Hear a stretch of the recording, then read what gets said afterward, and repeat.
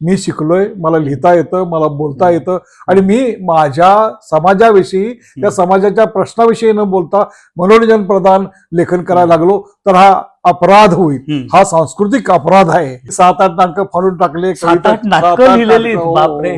रद्दीत घातली. मी नमस्कार म्हणायचं सोडलं, जय भीम म्हणू लागलो.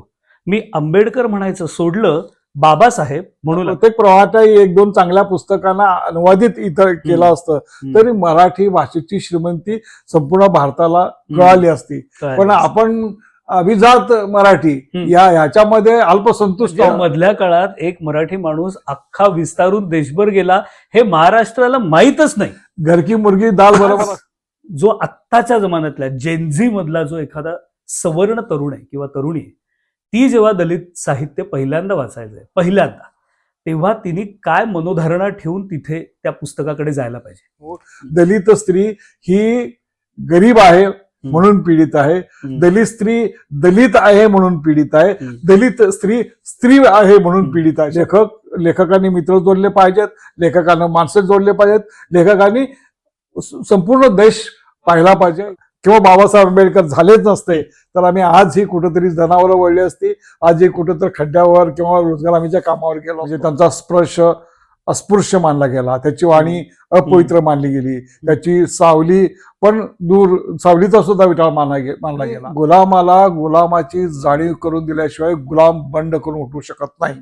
म्हणून मला माझ्या गुलामीच्या जीवनाची ओळख वाचकांना आणि माझ्या समाजाला करून द्यायची होती. मी तुम्हाला अच्छा टाटा बाय बाय म्हणून तुमचा निरोप घेत असतो. आज मात्र मुद्दाम म्हणतोय, जय भीम. जय भीम.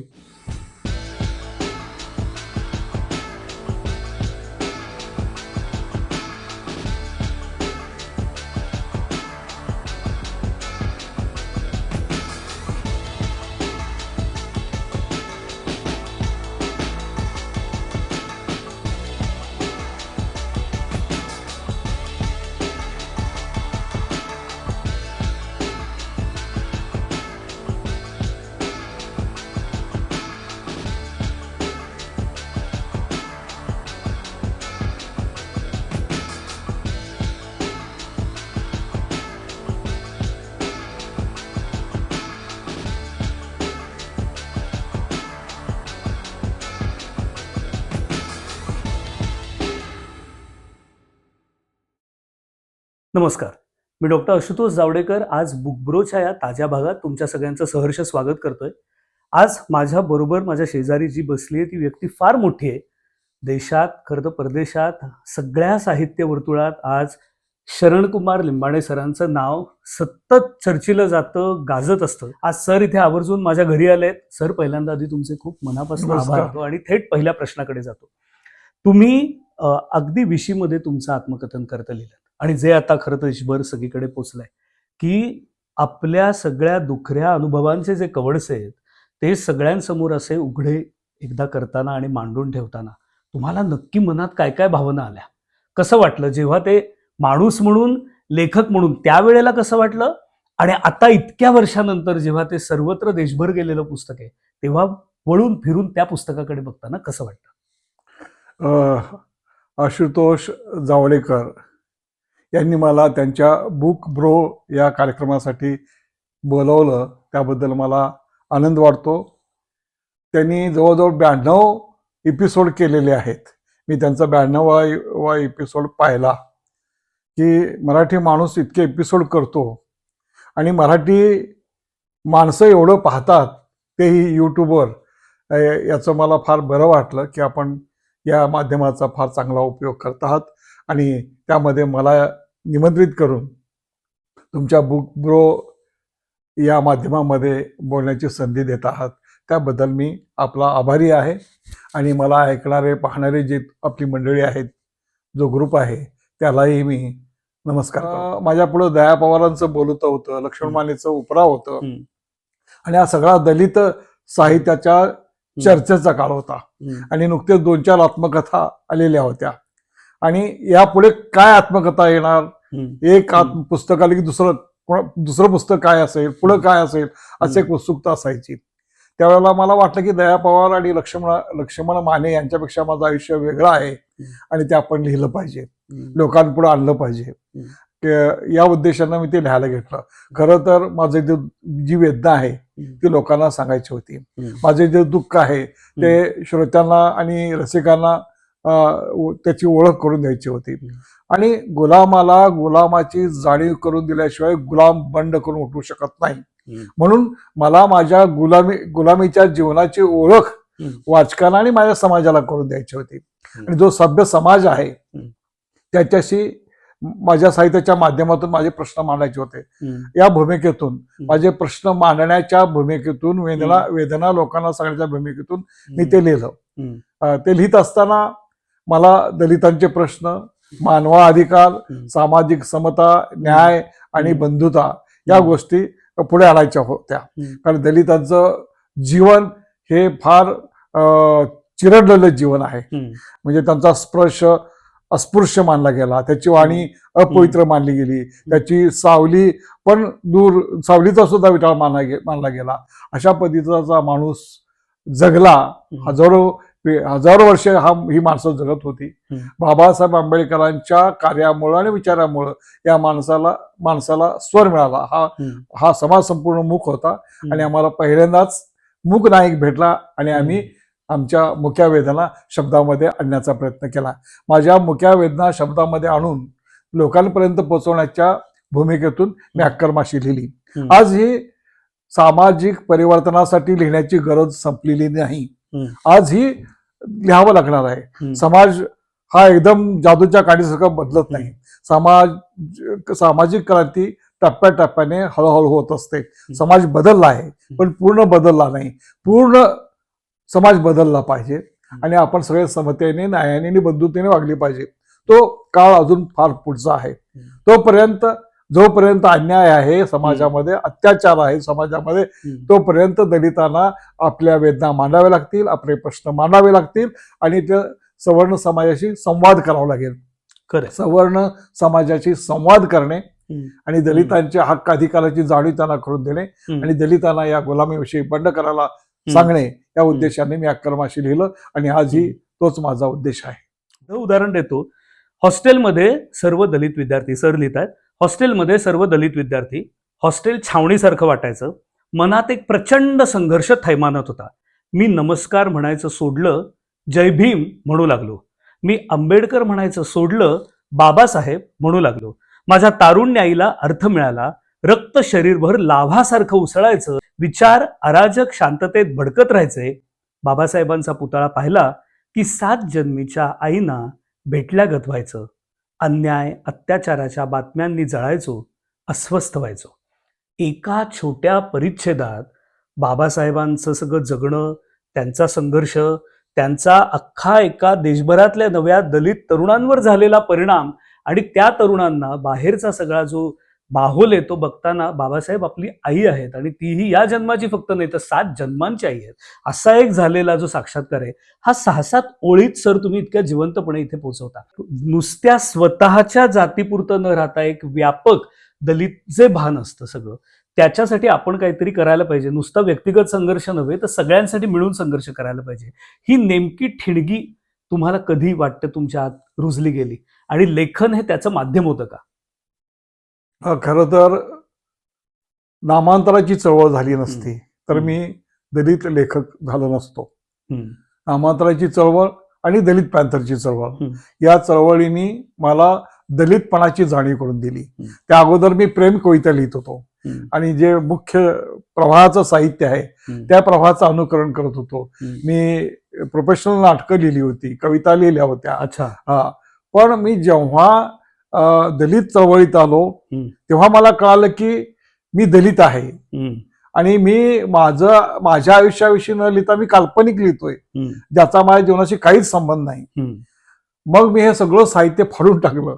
ते माझ्या काही कामाचं नाही. मी 7-8 नाटकं फाडून टाकले, 7-8 नाटकं लिहिलेली, बापरे, रद्दीत घातली. आत्ताच्या तर फेसबुक की लेखकांना जे असतात त्यांना हे पचणारच नाही. ते छोटी छोटी पोस्ट सेव्ह करतात. तुम्ही 7-8 नाटकं लिहिलेली ती आपल्या आतल्या जाणीवेशी संवाद साधत नाहीत म्हणून फाडून टाकली. बरं, आणि माझी बायको म्हणत होती ठेवून द्या, मी कधीतरी मला वाचता येईल. पण मी मानव हे सगळं काल्पनिक आहे, हे रद्दी साहित्य आहे.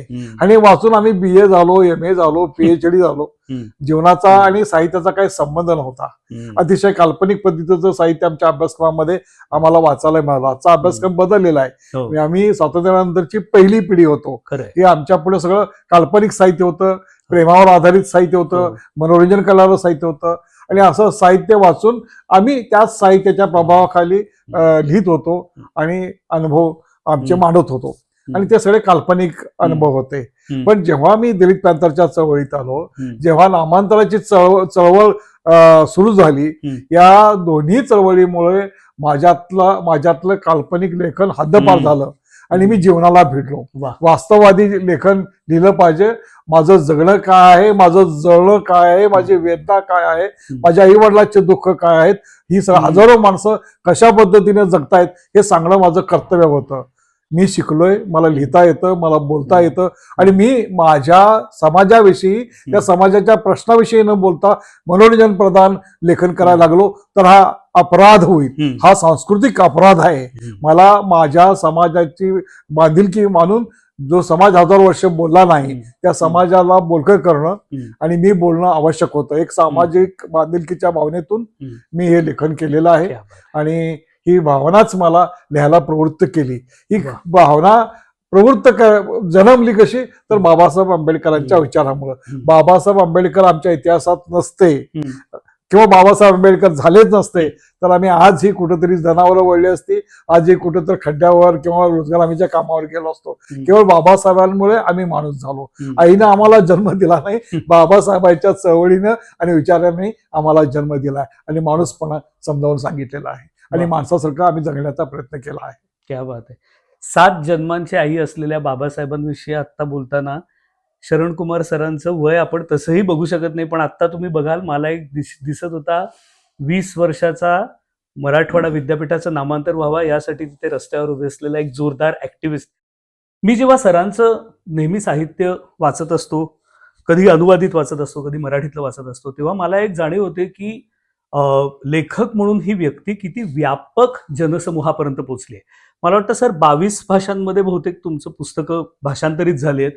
वेगवेगळ्या प्रादेशिक वाहिन्यांवर सरांचे कार्यक्रम होत असतात. वेगवेगळे भागांमधले, प्रांतांमधले, राज्यांमधले वाचक सरांना काहीतरी उद्देशून फेसबुकवर लिहिताना आपण बघत असतो. फोटो त्यांच्याबरोबर आवडीने ते कुठे भेटले तर टाकतात. आणि ते नुसते सामान्य वाचक किंवा चाहते अशा अर्थाने नव्हे तर राष्ट्रीय आणि आंतरराष्ट्रीय स्तरावरचे जे अभ्यासक आहेत तेही आज सरांच्या सगळ्या लेखनावरती आपल्याला शोधनिबंध असतील किंवा अजून रिसर्च करताना आढळतात. हे सगळं चित्र बघून जेव्हा सर आपण इथे येतो, महाराष्ट्रात येतो, जिथे ज्या भाषेत मुळात तुम्ही लिहिलं, जिथे तुम्ही वाढलात, जिथे लहानाचे मोठे झालात, या महाराष्ट्राने तुमचा खऱ्या अर्थाने स्वीकार केला का? इथल्या अभिजनांनी, इथल्या सारस्वतांनी तुमची जी काही एक खऱ्या अर्थाने किंमत होती ती ड्यू रिकॉग्निशन होतं, ते वेळेत दिलं का तुम्हाला? का तुम्हाला कधी अवेरल्याची भावना आली? मी मराठीमध्ये लिहायला लागलो आणि माझी अक्करमाशी ही आत्मकथा गाजली. आज 40-50 पुस्तकं आहेत पण अक्करमाशीनंच मला ओळखलं जातं आणि अक्करमाशीचाच उल्लेख होतो. प्रत्येक लेखकाच्या बाबतीमध्ये असं होतं. ज्ञानेश्वरांची 4-5 पुस्तकं आहेत पण ज्ञानेश्वरीमुळेच ज्ञानेश्वरांना ओळखलं जातं. भाऊसाठी मी एवढं विपुल लिहिलेलं आहे पण त्याच्या फकीरामुळे ओळखलं जातं. विसय खांडेकर ययातीमुळे ओळखली जातात. अशी एखादी कलाकृती ही त्या लेखकाचं आयडेंटिटी कार्ड असते, ते गाजते आणि वाचक त्या कलाकृतीभोवतीच फिरत राहतो. त्याची अनेक पुस्तकं येतात, त्याची चर्चा होत नाही. तो एका पुस्तका पलीकडे जाऊन काय लिहितो, कसा लिहितो, काय प्रयोग करतो, तो किती वाचलेला आहे, किती कसदारपणे तो मांडतो आहे, त्याची शैली कशी आहे, शब्द प्रतिभा कशी आहे, शब्द सामर्थ्य कसं आहे याच्याकडे पाहिलं पाहिजे. जात नाही फक्त काय जगलाय या पद्धतीनंच बोललं गेलं आणि त्याच्यामध्येच हे संपूर्ण समीक्षा आणि रसिकता अडकली. मी जेव्हा माझं एक पुस्तक हिंदीमध्ये आलं तेव्हा मला वाटलं की आपण मराठीमध्ये अडकणं चुकीचं आहे. मराठी एक छोटं वर्तुळ आहे. मराठी भाषा, महाराष्ट्र, मराठी भाषा याच्या पलीकडं फार मोठं साहित्य आहे, फार मोठ्या पद्धतीच्या लेखनाच्या लेखन करणारे लेखक आहेत. भाषा संस्कृती वेगवेगळ्या आहेत. तर आपण मराठीमध्ये आहोतच, मराठीमध्ये एक नाव कमवलेलं आहे अक्करमाशीमुळं. आता ते इतर भाषांमध्ये आपण गेलं पाहिजे आणि तिथं आपल्याला प्रूव्ह केलं पाहिजे. मराठीमध्ये प्रूव्ह करून चालत नाही. माझी अम्बिशन, मी जितका सामाजिक बांधिलकीच्या जाणीवेने प्रेरित होऊन लिहितो तितकाच एका अत्यंत महत्वाकांक्षाने प्रेरित होऊन लिहितो. मला एक मोठा लेखक व्हायचं होतं आणि राष्ट्रीय पातळीवर मला माझ्या नावाचा एक दबदबा निर्माण करायचा होता. असं जर करायचं असेल तर केवळ मराठीमध्ये लिहून चालणार नाही. म्हणून मी इतर भाषांमध्ये जाण्याचा प्रयत्न केला. मग हिंदीमध्ये मग तुम्ही म्हणाला त्याप्रमाणे भारतातल्या सगळ्या मेजर भाषांमध्ये माझं साहित्य प्रकाशित झालं. म्हणजे एक पुस्तक नाही, अक्करमाशी नाही, सगळी पुस्तकं माझी इतर भाषांमध्ये प्रकाशित झाली. इथं काय झालं मराठीमध्ये की इथं खूप दलित लेखक आहेत. लक्ष्मण माने, दया पवार, इतकी असंख्य दलित लेखक आहेत. आणि मी ज्या भाषेमध्ये गेलो तिथं मी पहिला ओपनिंग बॅट्समन होतो. त्याचा मला खूप फायदा मिळाला. हिंदीमध्ये असेल, कुठल्याही भाषेमध्ये असेल, मी ओपनिंग बॅट्समन होतो. त्यामुळं तिथलं अप्रिशिएशन, तिथली चर्चा, तिथलं वाचकांचं प्रेम मला मिळत गेलं. आणि त्या भाषेमध्ये दलित साहित्याला प्रोत्साहन देण्याचं काम मी केलं. त्यामुळे मला फॉलोअर्स खूप मिळाले. मला प्रत्येक दलित लेखकाच्या पुस्तकामध्ये शरणकुमार लिंबाळचं हे वाचून मी लिहिलो. त्यामुळं मी सगळ्याच भाषांमध्ये स्टँड झालो. आणि 30-40 वर्ष भारतातल्या 20-22 भाषांमध्ये सातत्याने लेखन करणं, पुस्तकं प्रकाशित होणं, पुस्तकाच्या आवृत्त्या निघणं, पुस्तक अभ्यासक्रमामध्ये लागणं, पुस्तकाची चर्चा होणं, पुस्तकांना अवॉर्ड्स मिळणं हे अत्यंत महत्वाचं असतं. केवळ पुस्तकं छापलं म्हणून तो राष्ट्रीय लेखक होत नाही. तर पुस्तकाची चर्चा झाली पाहिजे, त्याच्यावर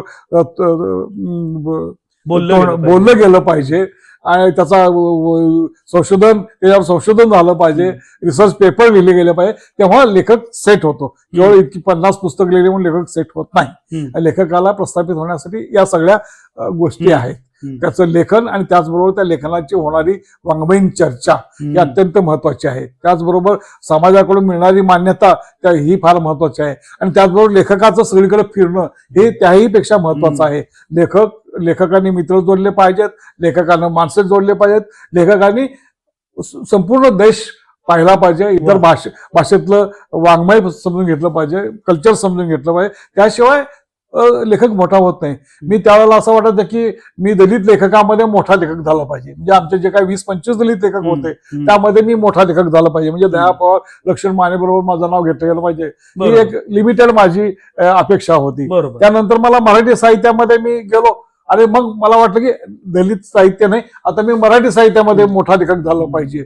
आणि मग मला वाटलं मराठीमध्ये मोठं होऊन का उपयोग आहे, आपल्याला भारतामधला मोठा लेखक व्हायचा आहे. तर भारतामध्ये मोठा लेखक व्हायचा असेल तर भारतीय सगळ्या भाषांमध्ये गेलं पाहिजे, तरच तुम्ही मोठे होऊ शकता. आणि त्यासाठी 40-50 वर्षाचा काळ लागतो. 40-50 वर्षाचं तुम्हाला कॉन्ट्रीब्युशन द्यावं लागतं आणि तेव्हा मग तुम्हाला कुठलं तरी एक राष्ट्रीय पुरस्कार मिळतो. आणि आपल्याकडे 2 महत्वाचे राष्ट्रीय पुरस्कार आहेत, ज्ञानपीठ आणि सरस्वती सन्मान. बरोबर. आपल्या मराठी लेखकांना ज्ञानपीठ जास्त मिळाल्यामुळे ती जास्त लोकप्रिय आहे. सरस्वती सन्मान दोघा-तिघांनाच मिळाल्यामुळे त्याची चर्चा एवढी नाहीये. हे दोन्ही राष्ट्रीय पुरस्कार आहेत. आणि माझी एक अम्बिशन होती की मला एक राष्ट्रीय पुरस्कार मिळाला पाहिजे. आणि मग तो पुरस्कार मिळाला. त्या अक्करमाशीपासून माझं लेखन चर्चेत आलं आणि मध्ये तुम्ही म्हणता तसं ते दुप्त झालं. त्याची चर्चा थांबली, स्वागत थांबलं महाराष्ट्रामध्ये. सरस्वती सन्मान मिळाल्यानंतर पुन्हा एकदा माझ्याकडे लोकांच्या नजरा आल्या, अरे हा माणूस अक्करमाशी नंतर अजून लिहितोय, अजून टिकून आहे आणि त्याला राष्ट्रीय अवॉर्ड मिळतं. म्हणजे मधल्या काळात एक मराठी माणूस अख्खा विस्तारून देशभर गेला हे महाराष्ट्राला माहीतच नाही. घरकी मुर्गी दाल बरोबर असं एक म्हण आहे, तर तसा तो प्रकार असतो की आपला माणूस किती मोठा असला तर तो आपला आहे याच्या खाली तो गौण ठरवला जातो. आणि बाहेरच्या माणसाला आपण आणून इथे त्याचं उद्घाटन करायला लावतो, हो ना. बाहेरच्या माणसाच्या प्रस्तावना घेतो, बाहेरच्या माणसाच्या पुस्तकाचे खरंय. अनुवाद करतो. खरंय. बाहेरच्या लोकांच्या एवढ्या पुस्तकाच्या अनुवाद हम्म. मराठी अनुवादक करत असतात. हम्म. त्यापेक्षा आपल्या मराठी जबरदस्त लेखक जर दुसऱ्या भाषेत घेऊन गेले तर हम्म. मराठी साहित्य सगळ्या भाषांमध्ये जाऊ शकतं. खरंय. आपले अनुवादक हे पण सुद्धा ब्रॉडेड माइंडेडचे नाही आहेत. खरंय. ते परप्रांतीय परभाषेतल्या लेखकाचा अनुवाद करायला उत्सुक असतात, पण हम्म. आपल्याच भाषेतल्या एखाद्या चांगल्या पुस्तकाचा अनुवाद करावा हे त्यांना वाटत नाही. खरंच आहे. त्यामुळं मराठी साहित्याच्या कक्षा रुंदावत नाहीत. खरंय. आणि मग मराठी लेखक जोपर्यंत भाषा सोडून दुसऱ्या भाषेमध्ये पर्यटन, म्हणजे एखादं पुस्तक दुसऱ्या भाषेत जोपर्यंत पर्यटन करत नाही तोपर्यंत ते होणारच ते होणारच नाही. होणार. मग आपण आपल्या भाषेत अडकू, मग भाषेतून आपल्या ग्रुपमध्ये अडकू आणि मग आपल्या गटागटांचं राजकारण आणि याच्यामध्ये आपण लेखक मारू. हम्म. लेखकाला संपवण्याचं राजकारण करू, लेखकाला अनुलिखाने मारू, लेखकाला दुर्लक्ष करू, अशा पद्धतीची एक मानसिकता टेंडन्सी वाढीला लागते. लिहू इच्छिणाऱ्या आणि अँबिशन बाळगणाऱ्या लेखकाला या सगळ्या गोष्टीची जाण असली पाहिजे, तरच तो या सगळ्या अरिष्टातून बाहेर पडू शकतो. क्या बात आहे. मला एकदम आत्ता आठवलं सर, तुम्ही आत्ताच साताऱ्याच्या संमेलनाचं इथलं भूमिपूजन तुमच्या हस्ते, मला वाटतं मांडवाचं जो पहिलं होतं उद्घाटनाचं ते झालं, तर साताऱ्याच्या संमेलनाच्या कार्यालयाचं उद्घाटन यावर्षी माझ्या हस्ते झालं होतं. तेव्हा मी बोलताना मुद्दाम हे म्हटलं की आपण हा मराठी इंग्रजी वादही थांबूया, आपल्याला सगळ्यांना मराठी चांगलीच पाहिजे आणि इंग्रजीही चांगली पाहिजे, कारण आपल्याला मराठीचा ब्रँड जर जगभर पोचवायचा असेल तर इंग्रजीच पुन्हा लागेल. होय. आपलं जर साहित्य जर भाषांतरित करून जर जोपर्यंत बाहेर जात नाही तोपर्यंत इथे काय समृद्ध आहे या एका मातीची परंपरा ही कधी जाणार नाही. त्यामुळे आपण नुसतं जर छोट्या छोट्या भांडणात अडकलो तर पुढे जात नाही. मराठी साहित्य मी पाहतो, सगळ्या भारतामध्ये फिरतो, सगळ्या भाषातलं साहित्य पाहतो. मराठी साहित्यामध्ये एवढे प्रयोग झालेले आहेत आणि इतके प्रवाह निर्माण झालेले आहेत, त्यामुळं मराठी साहित्य फार समृद्ध आहे. मराठीमध्ये दलित साहित्य आलं, ग्रामीण साहित्य आलं, आदिवासी साहित्य आलं, स्त्रीवादी साहित्य आलं, विज्ञानवादी साहित्य आलं, बाल साहित्य आलं, कामगार साहित्य आलं, मुस्लिम साहित्य आलं, ख्रिस्ती साहित्य आलं, गुराख्याचं साहित्य आलं. इतक्या प्रकारचे साहित्य प्रवाह मराठीमध्ये आले आणि मराठी साहित्याला समृद्ध या साहित्याने केलं. इतके प्रयोग इतर भाषांमध्ये झालेले नाहीत. खरं तर इथं प्रत्येक प्रवाहाच्या एक दोन चांगल्या पुस्तकांना अनुवादित इतर केलं असतं तरी मराठी भाषेची श्रीमंती संपूर्ण भारताला कळाली असती. पण आपण अभिजात मराठी ह्याच्यामध्ये अल्पसंतुष्ट आहोत. अभिजात मराठी काय ह्याच्यात आनंद या लोकांना मिळतो मला माहित नाही. तुम्हाला तुमच्या भाषेची श्रीमंती सिद्ध करायची असेल तर तुम्हाला तुमच्या भाषेतल्या लेखकांचं समर्थन केलं पाहिजे, कौतुक केलं पाहिजे, वाहवा केली पाहिजे. जेव्हा तुम्ही एखाद्या लेखकाचं कौतुक करता तेव्हा ते त्याचे पडसाद बाहेर जातात. आता तो सैराट नावाचा सिनेमा आला, त्याची खूप चर्चा केली आपण, त्याचं स्वागत केलं, मराठीतलं होतं, मराठी लोकांनी स्वागत केलं, पण त्याचे पडसाद संपूर्ण भारतामध्ये गेले. म्हणून मराठीत एखादं चांगलं पुस्तक आलं की त्याची मराठी समीक्षकांनी चांगली नोंद घेतली पाहिजे, त्याची चर्चा झाली पाहिजे, त्या लेखकाची पाठ थोपटली पाहिजे आणि त्याच्या ध्वनी प्रतिध्वनी भारतभर ऐकायला गेले पाहिजे. आणि भारतातल्या इतर भाषेतले लेखक समीक्षक मराठी साहित्य फार चांगलं आहे, मराठीत फार चांगली तरुण लिहित आहेत, त्यांचं कौतुक होतं असं त्यांना वाटलं पाहिजे आणि त्यांनी अनुवाद करा मराठी भाषेचं आणि आम्ही छापू, अशा पद्धतीची भावना त्यांनी बाळगली पाहिजे. हे करण्यासाठी आपण आपली मराठी भाषा जी आहे ती अल्पसंतुष्ट आहे असं मला वाटतं आणि आपण आपल्याशी स्पर्धा करण्यामध्ये आपली ताकद खर्च करतो असं मला वाटतं. आपण एकमेकाला हात दिला पाहिजे आणि पुढे ढकललं पाहिजे. तू जा, मोठा आहेस, राष्ट्रीय पातळीवर तू ताकद दाखव, असं त्याची जाणीव करून दिली पाहिजे असं मला वाटतं. तुमच्यातला आता मी जो ऍक्टिव्हिस्ट मागच्या तुम्ही उत्तर देताना जो बोलत होतो, ओळखत होतो, तर एक राजकीय भूमिका ही तिथे अपरिहार्यपणे असते, म्हणजे तुमची जी असते ती. आणि तुम्ही लेखक म्हणून करताना त्या राजकीय भूमिकेतलं कदाचित सगळं पटेल असंही नसतं.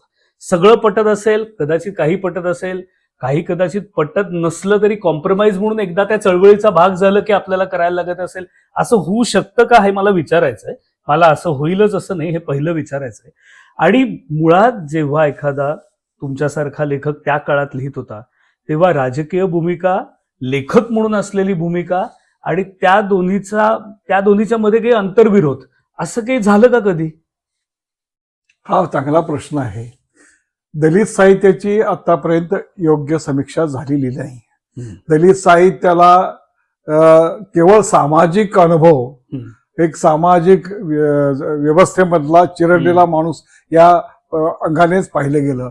दलितांचे अनुभव हे धक्कादायक आहेत, दलितांचे अनुभव विदारक आहेत, अशा पद्धतीनं अनुभवनिष्ठ समीक्षा केली गेली आणि ती दलितांच्या अनुभव केंद्री आणि अनुभवाभोवतीच फिरणारी अशी समीक्षा होती. काय जगलंय, किती भोगलंय आणि आम्हाला हे असं भोगायला मिळालं नाही आहे, आमच्या आयुष्यामध्ये असं यायला नको आणि असं कोणाच्या आयुष्याला यायला नको, असं अशा पद्धतीचं हे सगळे प्रतिक्रियावादी मराठी समीक्षा मी वाचली. खरं तर दलित साहित्य जितकं सामाजिक साहित्य आहे त्याही पेक्षा अधिक ते राजकीय साहित्य आहे. कारण दलित लेखक ही भाषा कशाची बोलतो? समता, स्वातंत्र्य, बंधुता ही मूल्ये कुठे आहेत? आपल्या भारताच्या राज्यघटनेमधली मूल्य आहेत. भारतीय संविधानाने जे स्वप्न पाहिलेलं आहे आणि एक सुंदर राष्ट्र निर्माण कसं व्हावं याविषयी जे संविधानामध्ये जे उद्देश अधोरेखित केलेले आहेत त्या उद्देशाला अनुसरून, त्या संविधानातल्या मूल्यांना अनुसरून आम्ही लेखन करतो. आमचं लेखन म्हणजे मानवा अधिकाराची मागणी करणारं लेखन आहे. आमचं लेखन म्हणजे दलितांच्या हक्कांची मागणी करणारं लेखन आहे. आमचं लेखन म्हणजे अधिकारांची मागणी करणारं लेखन आहे. म्हणजे हे सगळं हक्क, अधिकार, मानवाधिकार, समता, स्वातंत्र्य, बंधुता या सगळ्या राजकीय संकल्पना आहेत, पण त्या तपासल्या गेल्या सामाजिक संकल्पना म्हणून. त्यामुळं दलित साहित्याची योग्य समीक्षा झाली नाही, दलित साहित्याचं योग्य आकलन झालं नाही आणि जे मराठी समीक्षक आहेत त्यांचा राजकीय पोच किंवा राजकीय आकलन तोकलं असल्यामुळं ते राजकीय भूमिकेतून दलित साहित्याचं विवेचन केलं नाही, विश्लेषण केलं नाही. खरं तर दलित साहित्याची सामाजिक राजकीय दृष्ट्याने समीक्षा व्हायला पाहिजे होती, तशी झालेली नाही आहे. दलित साहित्य मूळतः हे दलितांच्या सामाजिक जगण्याचं राजकीय डॉक्युमेंटेशन आहे आणि दलित साहित्य राजकीय हक्काची कैफियत मांडतं, त्याचबरोबर सामाजिक अन्याय अत्याचाराविरुद्ध बोलतं. आमचे प्रश्न हे राजकारणाशी निगडीत आहेत, आमचे प्रश्न सामाजिक असले तरी ते सत्तेशी निगडीत आहेत. म्हणून संपूर्ण आमचं दलित साहित्य, आमचं व्यक्त होणं, बोलणं, संघर्ष करणं, भांडण करणं, चळवळ करणं या सगळ्या गोष्टी राजकीय आहेत. आणि माझं प्रत्येक बोलणं, लिहिणं हे राजकीय भूमिकेतून असतं. मी लिहितो म्हणजे मी राजकारण करतो, मी लिहितो म्हणजे मी माझ्या लोकांचा प्रतिनिधी आहे. जसं संसदेमध्ये किंवा विधानसभेमध्ये लोकांचे प्रतिनिधी म्हणून ते प्रश्न मांडतात, त्या पद्धतीनं मी माझ्या लोकांचा, माझ्या समाजाचा, माझ्या काळाचा, माझ्या इतिहासाचा प्रतिनिधी म्हणून मी माझे प्रश्न मांडतो. एका अर्थाने ही माझी भूमिका ही राजकीय भूमिका आहे आणि मी जे लिहितो ते राजकारण करतो. त्यामुळं राजकीय भूमिकेतूनच माझ्या साहित्याकडे पाहिलं पाहिजे असं मला वाटत आलेलं आहे. पण तसा समीक्षक भेटत नाही, ही खंत आहे. किती हे फारच सर तुम्ही मार्मिक विधान केलं आणि बरं झालं मी हा प्रश्न विचारला, कारण मला नेहमी इंग्रजी साहित्याचा अभ्यास करताना आणि मग मराठीकडे वळून परत बघताना ही उणीव जाणवायची. टोनी मोरिसन म्हणून फार मोठ्या लेखिका आहेत. तुम्ही जर त्यांची दी ब्लूएस्ट आईज म्हणून कादंबरी वाचली नसेल तर अगदी लगेच या निमित्ताने वाचा. एक कृष्णवर्णीय पिकोला नावाची मुलगी, ती एक 13-14 वर्षांची मुलगी आहे, अत्यंत गरिबीत अशी वाढणारी ती कृष्णवर्गीय अमेरिकेतली मुलगी आणि गोऱ्या पान अशा एखाद्या मुलीच्या सगळ्या आदर्शांच्या अमेरिकन स्वप्नांपुढे तिला असं वाटायला लागतं की मला सोनेरी केस पाहिजेत आणि माझे छान मी गोरी पाहिजे आणि माझे तसे ब्ल्यूएस्ट आईज पाहिजेत, निळेभोर डोळे पाहिजेत. आणि त्याचं अंतिमतः वेडात झालेलं जे पर्यावसान आहे तिचं, त्यावरती टोनीनी ही लिहिलेली अत्यंत सशक्त कादंबरी नोबेल पारितोषिक विजेती अशी होती. जेव्हा मी ब्ल्यूएस्ट आईज वाचली तेव्हा मला लक्षात आलं की जगभरातले समीक्षक हे सोशिओ पॉलिटिकल अँगलनीच त्याच्याकडे बघतात. ब्लॅक मुवमेंट जी 60च्या दशकातली होती त्या नजरेनेच तिथे बघतात. आणि जे आता सरांनी बरोबर दाखवून दिलं की अनेकदा आपल्या दलित आत्मकथांमध्ये अरे रे काय हे जगणं एवढं आणि इतकंच असतं, याच्या पुढे जाऊन त्यातलं जे ठोस राजकीय वेदानं ते बघितलं जात नाही. एक सर याच्यावरनं सहज मला आता सुचतोय तो तिसरा प्रश्न विचारतो. आत्ता जे मी टोनीचं कादंबरीविषयी टोनी मॉरिसन यांच्या बोललो तिथे स्त्री आहे मुळात, आणि ज्याला डबल मार्जिनलायझेशन आपण म्हणतो, म्हणजे मुळात दलित आणि स्त्री, म्हणजे दलित असताना एक मार्जिनलायझेशन आणि त्यात दलित स्त्री असल्यामुळे पुन्हा पुरुष स्त्री भेदातलं जे दुसरं आहे, याकडे तुम्ही कसं बघता? दलित स्त्रियांच्या आत्मकथना आता बरीच आली आहेत, तो जो प्रवाह आहे त्याच्याकडे तुम्हाला काय वाटतं बघताना? नाही, यापूर्वी आपल्याला फक्त स्त्रीवाद, स्त्रीमुक्ती, स्त्री चळवळ या मध्यमवर्गीय स्त्रियांनी चालवलेल्या चळवळी आणि मध्यमवर्गीय स्त्रियांनी लिहिलेल्या साहित्यावर आधारित चर्चा आम्ही ऐकत होतो, आणि हाच खरा स्त्रीवाद आणि हीच खरी स्त्री चळवळ आहे अशा पद्धतीने आम्ही समजून चालत होतो. पण दलितामधल्या स्त्रिया ही वाचायला लागल्या, लिहायला लागल्या, आणि त्यांनी दलित स्त्रीवाद मांडायला सुरुवात केली आणि मध्यमवर्गीय स्त्रियांच्या मर्यादेवर बोट ठेवायला सुरुवात केली. मध्यमवर्गीय स्त्रिया ज्या स्त्रीवादाची मागणी करतात, स्त्री स्वातंत्र्याची मागणी करतात, त्या त्यांच्या कुटुंबाशी मर्यादित अशा त्या मागण्या आहेत. त्या त्यांच्या सामाजिक जगण्याशी निगडीत असलेल्या मागण्या आहेत, लिंगभेदाविषयी निगडीत अशा मागण्या आहेत. या स्वातंत्र्याच्या मागण्या करणाऱ्या स्त्रिया जाती अंताविषयी कधीच बोलत नाहीत, जाती व्यवस्थेविषयी कधीच भूमिका घेत नाहीत. त्यांच्यापेक्षा दलित अधिक पतित आहेत, अधिक भरलेले आहेत, त्यांच्याकडे ते दुर्लक्ष करतात. आणि दलित स्त्री तर त्यांच्या जीवनामध्ये कधी मोलकरीण म्हणून, कधी कामगार स्त्री म्हणून येते. त्या स्त्रीला त्या समानतेने वागत नाहीत, त्या समानतेची अपेक्षा करतात, पण त्या आपल्या घरातच आपल्या दलित स्त्रीला समानतेने वागवत नाहीत.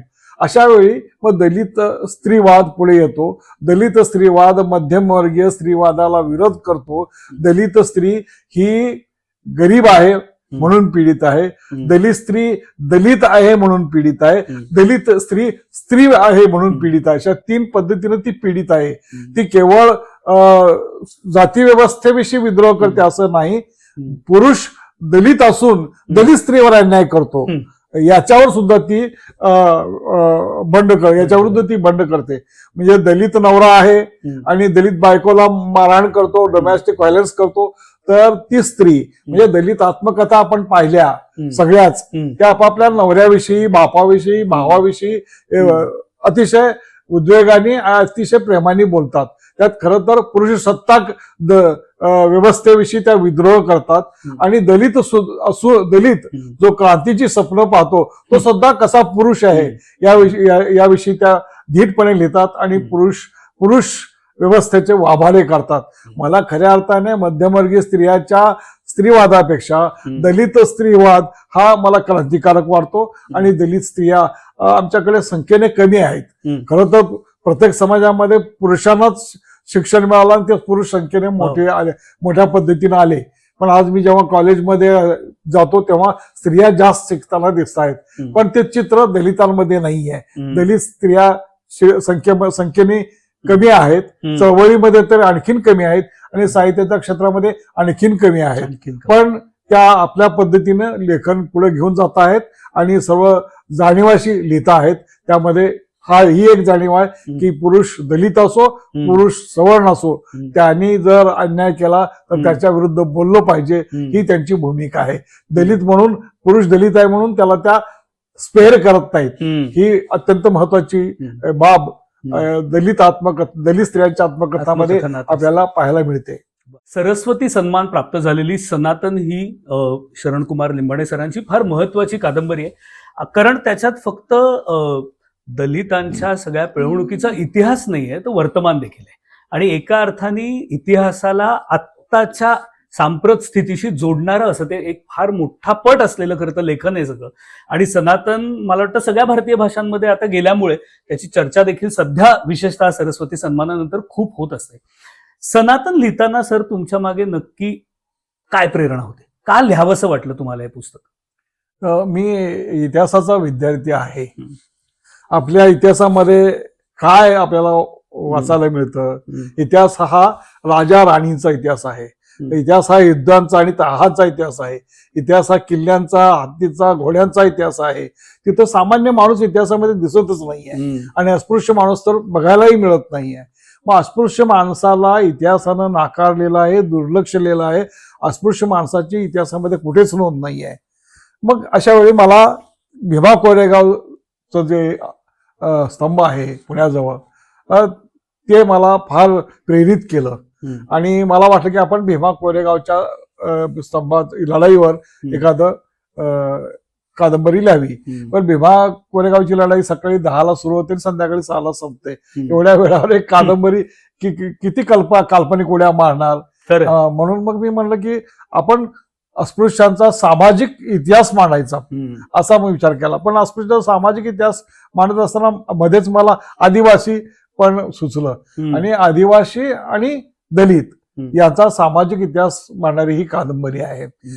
खरं तर या व्यवस्थेमध्ये दलितांना तुम्ही अस्पृश्य आहात, तुमच्याकडून गुणवत्ता नाही, तुम्ही नालायक आहात, तुम्ही अपवित्र आहात, अशा पद्धतीनंच अव्हेरला आहे. दलितांना तुम्ही नायक आहात, तुम्ही विजेता आहात, तुम्ही शूर आहात, तुम्ही युद्ध जिंकलेलं आहे आणि तुम्हाला संधी मिळाली तर तुम्ही युद्ध जिंकू शकता, अशा पद्धतीची त्याच्यामध्ये आत्मसन्मानाची भावना निर्माण करण्याची इच्छा माझ्या मनामध्ये येते. दलित सुद्धा लढू शकतात, कारण हिंदू समाज व्यवस्थेने दलितांच्या हातात झाडू दिली आणि ब्रिटिशांनी दलिताच्या हातात बंदूक दिली. आणि त्यामुळे बंदूक दिल्यानंतर त्यांनी भीमा कोरेगावच्या लढाईमध्ये युद्ध जिंकून पेशव्यांना हरवलं आणि युद्ध जिंकून इंग्रजांना ते यश मिळवून दिलं. मग यांचं शौर्य, यांचं यश हे मला कुठंतरी लोकांपुढे आणायचं होतं, कारण ते दडपलं गेलेलं होतं. दलिताची गुणवत्ता, दलिताचं शौर्य, दलिताचं कर्तृत्व हे या इतिहासामध्ये नाकारलं गेलेलं आहे. इतिहासाचंच नाही तर साहित्यामध्ये सुद्धा दुर्लक्षित केलं गेलेलं आहे. म्हणून मला वाटलं की हा समाज लढाऊ आहे, हा समाज शूर आहे. या उद्देशाने मी सनातन ही कादंबरी लिहिली. त्याचं कारण हेही होतं की माझी कादंबरी 1 जानेवारी 2018ला प्रकाशित झाली आणि भीमा कोरेगाव युद्धाला त्यावेळेला 200 वर्ष पूर्ण झालेली होती. त्या 200 वर्ष पूर्ण होण्याच्या निमित्तानं ही कादंबरी आम्ही प्रकाशित केलेली आहे. एक प्रकारे मी या महार जातीत जन्मलेलो आहे आणि महार जातीनं किती पराक्रम केलेला आणि किती अन्याय सहन केलेला आहे त्याचं डॉक्युमेंटेशन करणं आणि मराठी समाजाला त्याची ओळख करून देणं. आणि दलितांना सुद्धा तुम्ही शूर आहात आणि तुम्ही खचून जाऊ नका, तुम्ही उभे राहा, अशा पद्धतीचे उदात्त जाणीव करून देण्याचा उद्देशाने कादंबरी मी लिहिलेली आहे. वा, जसं एक हा सरांचा आता उद्देश होता की दलित तरुणांनाही सांगणं की तुमच्यामध्येही ही आत्मसन्मानाची भावना पाहिजे, यू आर अ वॉरियर, या पद्धतीचा मेसेज देणारा, तसा सरांनी एक सगळा वेगळ्या पद्धतीचा अभिजनांनाही एक अभ्यासाधारित त्यांच्या पुस्तकातनं संदेश दिला होता. आणि ते पुस्तक होतं towards an aesthetics of Dalit literature. हे मला फार महत्वाचं वाटतं. ते अभ्यासाधारित पुस्तक आहे, पण दलित साहित्याकडे बघताना तुमची नजर ही नेहमीच्या साहित्याकडे बघण्यापेक्षा वेगळी पाहिजे. आणि सरांनी पुन्हा पुन्हा फ्रेज वापरली आहे की दलित अनुभूती जी आहे ती वेगळ्या पद्धतीची आहे. या पद्धतीचं एक मुळात प्रतिपादन असलेलं तो जो समीक्षा ग्रंथ आहे, सर त्याच्याविषयी थोडक्यात आपल्या प्रेक्षकांना सांगाल का? जेव्हा आम्ही लिहित होतो त्या काळामध्ये अनेक प्रश्न आम्हाला विचारले जायचे समीक्षकांकडून. मराठी समीक्षक आम्हाला प्रश्न विचारायचे आणि त्याच वेळेला मराठी समीक्षकांनी सांगितलं की सौंदर्यशास्त्र हे हजारो वर्षापासून चालत आलेलं आहे, परंपरा चालत आलेली आहे आणि साहित्य कसं वाचावं, कसं लिहावं याच्या काही कसोट्या निर्माण केलेल्या आहेत. तर त्याला डावलून तुम्ही लिहू शकत नाही. तुम्ही या सौंदर्याच्या कसोटीवर तुमचं साहित्य टिकलं तरच ते चांगलं साहित्य होऊ शकतं. अशा पद्धतीचे आमच्या पुढे मांडणी प्रस्थापित समीक्षकांनी केली. त्यावेळेला आम्ही त्यांना नकार दिला की तुमचं सौंदर्यशास्त्र आम्हाला लागू पडत नाही, आमचं सौंदर्यशास्त्र हे वेगळं आहे. कारण जे रंजनवादी साहित्य आहे त्या साहित्याचं सौंदर्यशास्त्र सामाजिक परिवर्तनासाठी लिहिल्या गेलेल्या साहित्याला लागू पडत नाही अशी आमची भूमिका होती. आमचा अनुभव हा पूर्णपणे वेगळा होता. कलावादी साहित्यातला अनुभव कलेला केंद्र मानून, कलेला श्रेष्ठ मानून स्वांत सुखाय भूमिकेतून मांडलेला तो अनुभव आहे. आणि तो अनुभव वाचकाला, रसिकाला आनंद देण्यासाठी व्यक्त केला पाहिजे. साहित्य वाचून माणसाला, रसिकाला आनंद झाला पाहिजे आणि ते किती आनंद देत आहे त्याच्यावर त्या साहित्याचं सौंदर्य टिकलेलं आहे. एखादी कलाकृती वाचल्यानंतर वाचकाला किती आनंद होतो, किती आत्मप्रत्यय देतो, त्यावर त्या कलाकृतीचं श्रेष्ठत्व, त्या कलाकृतीचं सौंदर्य मूल्य जोखलं गेलं. पण दलित साहित्य असं नाही आहे. दलित साहित्यामध्ये बलात्कार लिहिला गेलेला आहे. आता एक बलात्कार वाचून कुणाला आनंद होणार आहे? आणि जर आनंद झालाच तर तो विकृत असणार आहे. दलित साहित्य माणसाला अस्वस्थ करतं, आनंद देत नाही. हा मूलभूत फरक आहे. दलित साहित्यातला अनुभव हा वेगळा आहे. आमचे विचार वेगळे आहेत, आमचे अनुभव वेगळे आहेत, आमची भूमिका वेगळी आहे, आमची भाषा वेगळी आहे, आम्ही वेगळ्या वस्तीत राहतो आणि आम्ही एका वेगळ्या भूमिकेतून लिहितो हे आम्ही सांगतो आहोत. आणि असं सांगत असताना तुम्ही आमचेच निकष वापरा असं सांगणं हे चुकीचं आहे. याला तुमचे निकष लागू पडत नाहीत. याला वेगळ्या सौंदर्यशास्त्राची गरज आहे. याच्यासाठी वेगळे निकष वापरले गेले पाहिजेत. अशा पद्धतीची भूमिका घेऊन आम्ही उत्तरं दिली. दलित साहित्याचं वेगळं सौंदर्यशास्त्र म्हणजे काय, अशा पद्धतीची चर्चा सुरू झाली. त्या चर्चेवर केंद्रित हे पुस्तक आहे, towards an aesthetics of Dalit literature. मराठीमध्ये दलित साहित्याचे सौंदर्यशास्त्र असं पुस्तक आहे. ते अनेक भाषांमध्ये हे पुस्तक आहे आणि विद्यापीठाच्या अभ्यासक्रमामध्ये हे पुस्तक आहे. तर दलित साहित्याचं सौंदर्यशास्त्र कसं असेल याची मांडणी यामध्ये केलेली आहे. मी ती थोडक्यात आपल्याला सांगतो की प्रस्थापित साहित्याचं सौंदर्यशास्त्र हे आनंदावर आधारलेलं आहे. की कला ही आनंद देण्यासाठी निर्माण होते आणि ती किती आनंद देते यावर त्या कलेचं मूल्य श्रेष्ठ असं ठरवलं जातं. मग दलित साहित्य आनंद देत नाही, ते अस्वस्थ करतं. मग अस्वस्थ करतं तर हे साहित्य जोखायचं कसं, हे साहित्याची कसोटी काय असेल ते आम्ही मांडण्याचा प्रयत्न केलेला आहे. मग आपण आनंदासाठी जगामध्ये क्रांत्या झाल्या आहेत का? नाही. आनंदासाठी युद्ध झालेले आहेत का? नाही. आनंदासाठी कुणी फासावर गेले का? नाही. स्वातंत्र्यासाठी युद्ध झालेले आहेत, स्वातंत्र्यासाठी क्रांती झालेली आहे, स्वातंत्र्यासाठी अनेक जण फासावर गेलेले आहेत. दलित साहित्य हे स्वातंत्र्याच्या आकांक्षेने व्यक्त होतं. आम्हाला स्वातंत्र्य मिळालं पाहिजे, आम्हाला मुक्ती मिळाली पाहिजे, आम्ही गुलामीतून बाहेर आलो पाहिजे, ही दलित साहित्याची मुख्य भूमिका आहे. मग जे साहित्य वाचल्यानंतर माणसाला स्वातंत्र्याविषयी आदर वाढतो, न्यायाविषयी आस्था वाढते, अन्यायाविरुद्ध चीड येते आणि जे माणसाला साहित्य अस्वस्थ करतं ते साहित्य श्रेष्ठ प्रकारचं असू शकतं, अशा पद्धतीची मांडणी या दलित साहित्याच्या सौंदर्यशास्त्रामध्ये केलेली आहे. प्रत्येक प्रश्नाच्या उत्तरात इतकं नेमकं नेटकं विवेचन आता करताना तुम्ही सगळ्यांनी बघितलंय.